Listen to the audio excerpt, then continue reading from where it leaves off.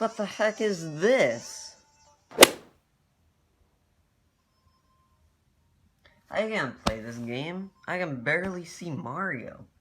Really wish there was another Mario game for the Game Boy that I can actually play.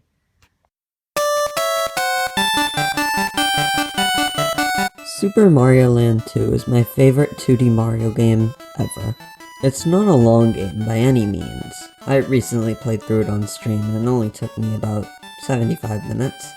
But this has its advantages, where games like Mario 3 and Mario World have to repeat content in order to account for the length.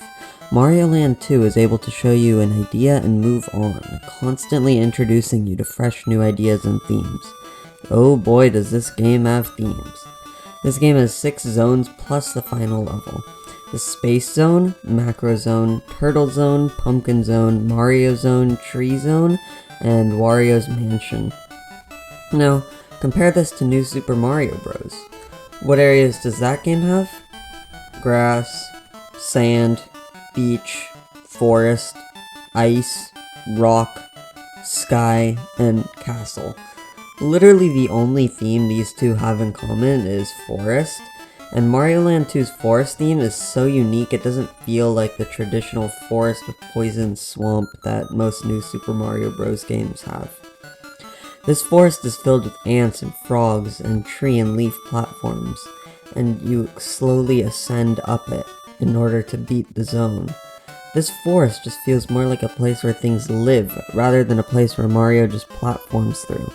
In a way, this game is like the Mario of Donkey Kong Country, as all the enemies and places feel like they belong and this is a lived-in world. Now think, what's the story of every single mainline Mario game? That's right, Peach gets kidnapped, save her. What's the story of Mario Land 2?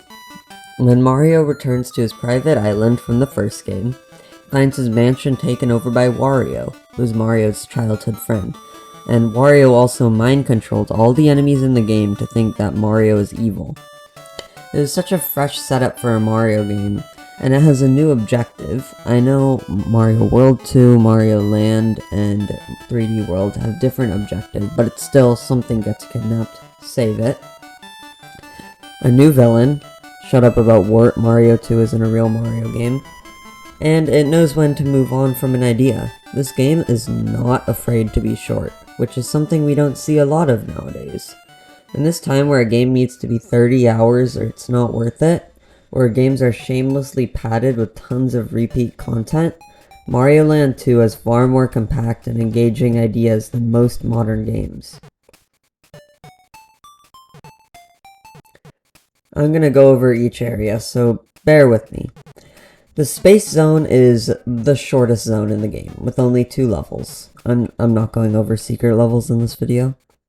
But these 2 levels are very creative, with the first having you trapeze through a moon-type area with anti-gravity, and the second being an auto-scroller level where you can control how long you jump for. And then after this, you fight the boss.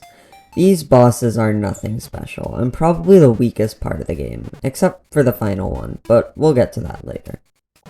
Next is the Macro Zone. This zone shrinks Mario down to a microscopic level, and Mario platforms through a toy-themed area.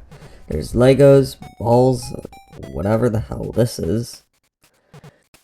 The Turtle Zone is the water world, but this is far more unique than your standard beach world. This zone starts off on a standard beach level. Okay, now I'm eating my words. And evolves into a submarine ship-like thing that is half underwater. Then, in the next level, you are inside of a whale. Come on. Look at these levels, then look at New Super Mario Bros. U's levels. In this game, you're platforming inside of a whale. In that game, you just platform on 30 different beach levels. I'm not saying New Soup is bad, because it isn't. But this game just feels so much more unique. The Pumpkin Zone goes for a Halloween aesthetic that was kind of mimicked in New Super Mario Bros. DS. This one is really cool and has some really interesting enemies. There's Goombas wearing hockey masks with knives sticking out of their skulls. This game is for kids, by the way. Vampires and dead Goombas. Also, this is one of the zone bosses that is actually good.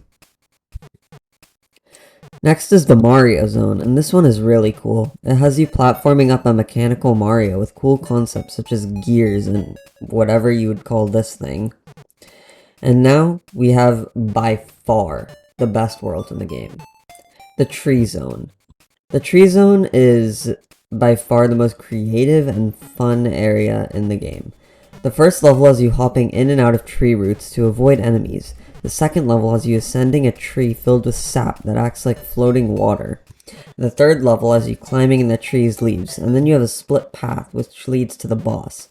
Which again, isn't that great, but the awesomeness of the rest of the world more than makes up for it. After you beat every zone, you unlock the final level. You go into the mansion, not knowing what to expect, and are greeted with an amazing castle level, and maybe one of the best in Mario history. This level has tight platforming, an amazing boss lead up, and interesting ideas. And then you get to the boss. It starts off as a normal Mario boss. Hit him 3 times, he dies, you win. But when you deal the final blow, something unexpected happens. Wario runs away, and you chase after him. Before we talk about the rest of the Wario fight, let's take a quick look at 3D World's final fight. Many people have lauded this fight for their concept of Bowser using power-ups. Well, guess where that idea came from? Mario Land 2. In the rest of the fight, Wario uses the rabbit suit and fire flower in his second and third phase respectively, and it is honestly so cool to see Wario using power-ups that previously helped you against you. This boss fight, while not particularly challenging, is so unique and innovative that it has to be one of my favorite Mario bosses of all time. Also, I mean, it's Wario, come on. In this time of oversaturation and blatant padding, Mario Land 2 is a breath of fresh air. It's not afraid to sacrifice length for quality, to experiment with different styles, and above all, to revolutionize the 2D Mario formula, even if Nintendo just refuses to make a new Mario game like this. And doing so makes this the most unique 2D Mario experience I've had in recent memory. I haven't played Wario Land yet, but if it's anywhere near as good as this game, I will be more than satisfied.